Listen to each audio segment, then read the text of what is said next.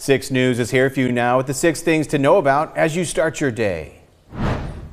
Michigan State University released new details about how it will commemorate 2 years since the deadly mass shooting on campus. There will be no classes on February 13th, the date in 2023 when 3 students were killed and 5 others injured, with plans to honor those lost, injured, and impacted.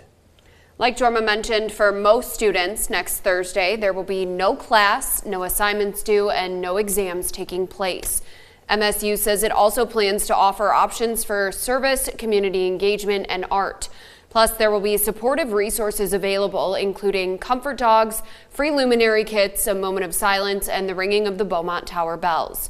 Dining halls, recreational sports facilities, mental and emotional health services, and CATA bus services will remain open. 6 News is your local election headquarters, and we now have a candidate entering the race to become Michigan's newest U.S. Senator. Numerous sources say State Senator Mallory McMorrow is now preparing to enter the Democratic primary race for the soon-to-be open U.S. Senate seat. She was first elected to the state legislature in 2018 and has been hailed as a model for countering Republican attacks.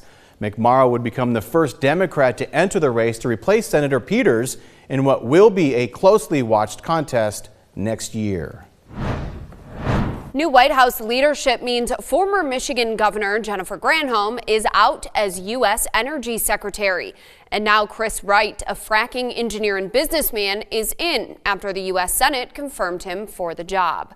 Wright will now resign from his position as CEO of Liberty Energy, North America's second largest hydraulic fracturing or fracking company. During his confirmation hearing, Wright said his first priority is to expand energy production in the U.S., including nuclear energy.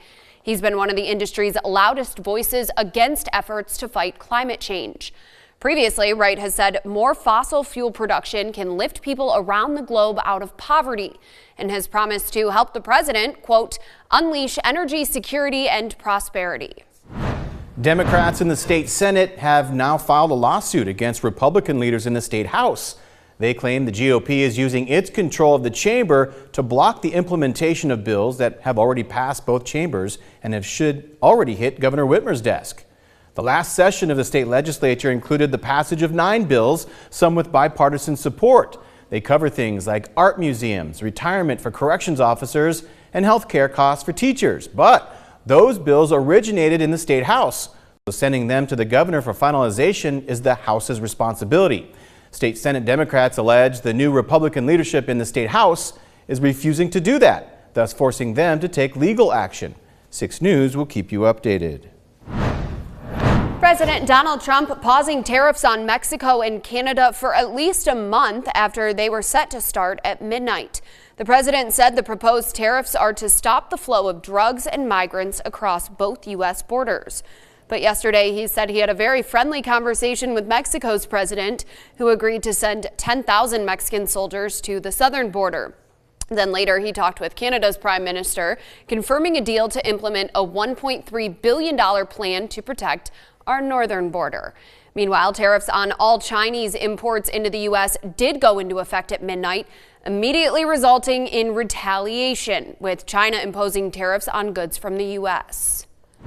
Salvage crews continue to recover remains from the Potomac River in Washington, D.C. after the deadly collision there between a passenger jet and an Army helicopter last week. Naomi Ruckham is here for you now with the latest on the search and what the next few days will bring for the investigation. Crews have now lifted the right engine, a wing, and the fuselage belonging to the American Airlines plane from the water following last week's deadly crash with an Army Black Hawk helicopter over Washington, D.C. For today, their goal is to recover the cockpit from the water, though on Monday, officials say they paused the salvage operation several times after finding more human remains. Our process is committed to the dignified process for recovery of the remains for personnel and passengers of the flight. 55 of the 67 victims have been found and the families notified, including Sarah Best, a former math teacher who went on to earn a law degree. She made it fun. Nobody wants to sit in the classroom and do math, but Miss Best, she made it the best. As NTSB investigators look into the cause of the crash, they say black box data indicates the plane was flying at around 325 feet at the time of the collision, higher than the 200 feet set by the Federal Aviation Administration for helicopter traffic in that area. Investigators also say the plane appeared to pull up about a second before the crash, a possible final attempt to fly out of the helicopter's path. Naomi Ruckham, CBS News.